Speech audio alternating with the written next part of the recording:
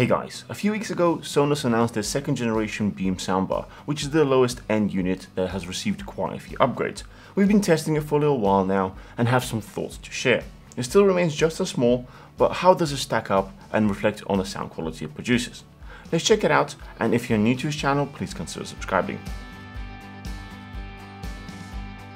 Before we get into the main review, let me show you what's included in the box. Of course, we have the star of the show, SONOS Bem Gen2 in black, wrapped in a nice protective bag. There's also documentation with a quick start guide, as well as some cables. These include power cord, optical audio adapter, and 1.5 meter HDMI cable. I really like that Sonos has gone an extra step and used sustainable packaging, which includes uncoated craft paper and not a single bit of foam.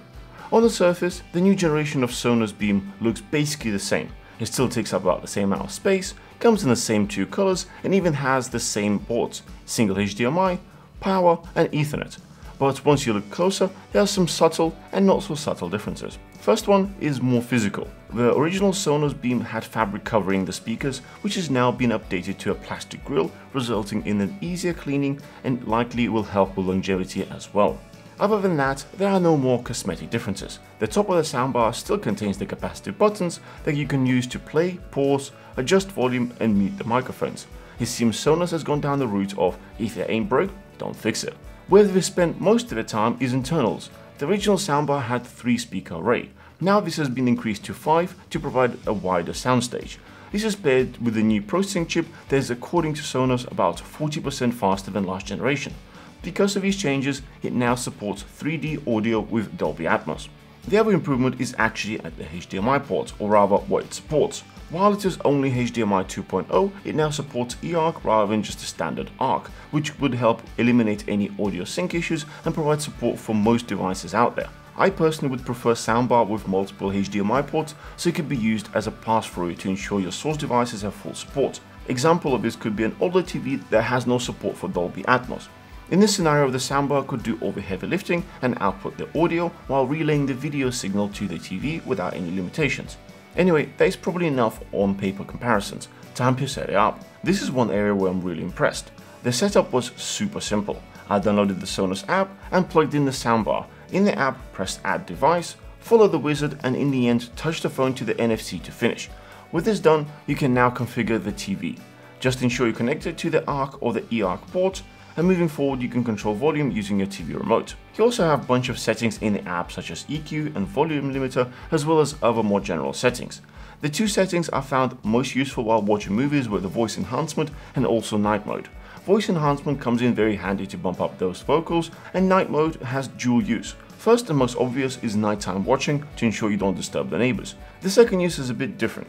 If you are like me and have a wife that gets scared when there's a sudden loud fight scene in a movie,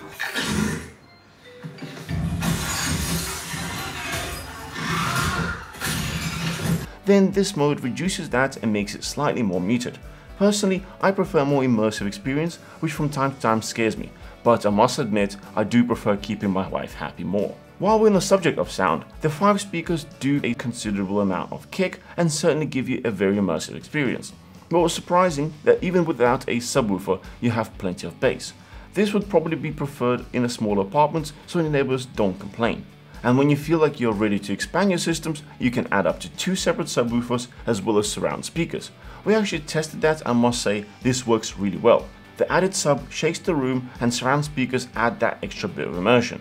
The one thing I would really recommend doing with Sonos system is use TruePlay to tune your speakers for your listening location. In households where your listening position is perfectly balanced and there's nothing reflecting the sounds, this may not matter. But in a more realistic example, like a standard living room with things all over the place, tuning improves the experience significantly. In our example, without tuning, the sound was a bit muffled, but after calibration, it got noticeably clearer. Do be warned, this can only be done on a compatible iPhone or an iPad. If you don't have any Apple products around, you'll need to bring a friend over to set it up. And if you decide to reorganize your room, the calibration will need to be redone as well. Other than that, it is a bit of a set and forget system. One more thing that's really impressed me is integration with different services as well as Home Assistants. It is really nice to have full control of all of your Sonos devices directly in the Sonos app or through a Home Assistant like Google Home. This way you can use this great movie watching machine as a primary speaker while getting ready in the morning or hosting a party, and control it through a central system using voice commands. All in all, this is a pretty good entry into the Sonos ecosystem with options to upgrade to a full-size home theater system in the future. As mentioned before, there are limitations such as single HDMI port and no additional audio ports, so you'd have to route any input devices like consoles straight to the TV. Sonos is definitely focusing on simplicity and doing just one thing that matters: sound. Considering its price, I would call it a budget premium soundbar for general consumers who need something easy and simple to use for their content consumption on a TV, as well as great living room speaker for their music. I hope you found this useful. Don't forget to smash that thumbs up and subscribe for more. We'll see you guys in the next one.